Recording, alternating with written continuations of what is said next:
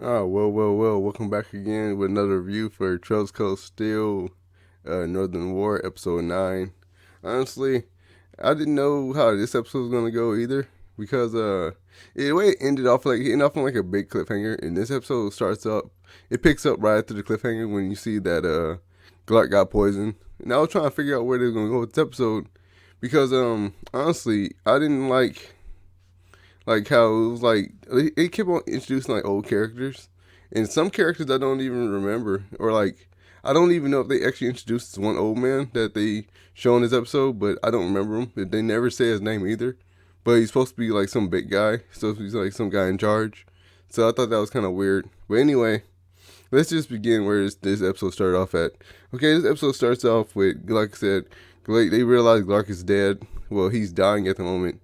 Like not Tally, Rogan and Lavi are in the room with him while Clark is saying his last words, saying like how he wanted to take over, like Zemiria, yeah, he wanted everybody to bow to him, things like that. He sounds like really crazy. So Rogan, honestly, it makes Rogan seem like he's like the most logical person around there. Like even that girl Jaina, like she's very suspicious. Like she's definitely working with Ouroboros. I don't know, like if Ouroboros gonna make her an enforcer or something. I doubt they're gonna make her an Anguis because I don't think she's trying to be an Anguis, but they might make her into an enforcer or something. But she's like super shady. Anyway, so Rogan, he like the man, like some of Rogan's men come into the room, and Rogan basically says like he just says like, oh, I'm gonna kill Clark, and like he takes all the credit for killing Clark and all that. I don't actually understand why he did that, like, honestly, but I guess it might help his image. I guess it probably. Anyway, Lavi, she runs away now. Lavi, she's on the run because like all the other soldiers, all the northern Jaegers are out looking for her for the most part. Besides her squad, they got her squad like locked up in like the I believe the theater building. They got her squad locked up in. So Rogan, he stays in the room for a bit and he starts having a couple of drinks by himself. And then Janice shows up and she's just started talking to him about like, oh, like, are you drinking to his memory of him passing away, even though you're the one that killed him? And like she just started saying all this and that and the third. And then what's his name? Rogan, he asks her like, oh, whose side are you on? And then Jana, she says she's neutral, but she's clearly not neutral. I mean, she's gonna pick a side, but I don't know whose side she's gonna pick. But well, I already know she's gonna pick Ouroboros' side. So I wonder what their end game is. Like, what are they trying to accomplish by doing all this? Because like, Never Ember is gonna fall eventually, but it's like they're just like having fun with it until like it eventually falls. So it's kind of weird.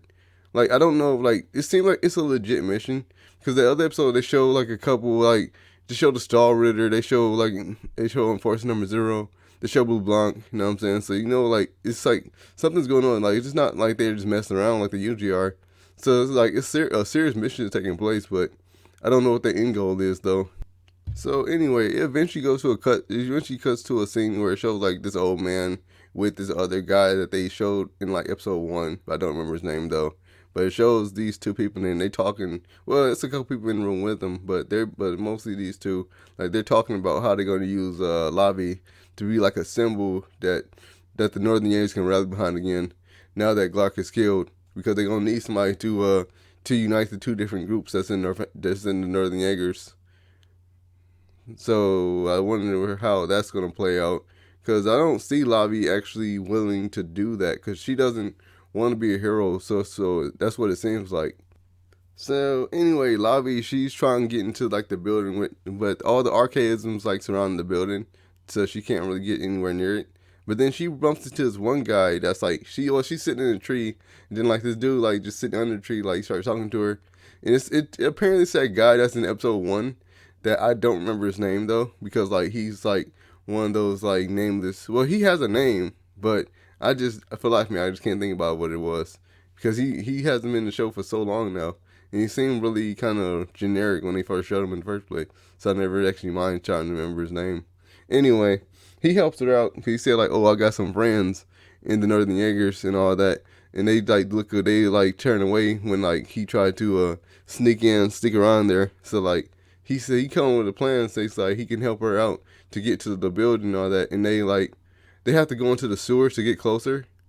And then after they get out, like they're around like they're a little closer now. And then like he basically like Lavi tells the dude to distract one of the people because he played him in like cards or something. I can't remember, but he told him to like distract him so she can sneak in. Like when Lavi sneaks in, she dresses up as a maid and like she starts walking past all the other Northern Jaegers. And then, but Tally recognized her. Obviously, he would.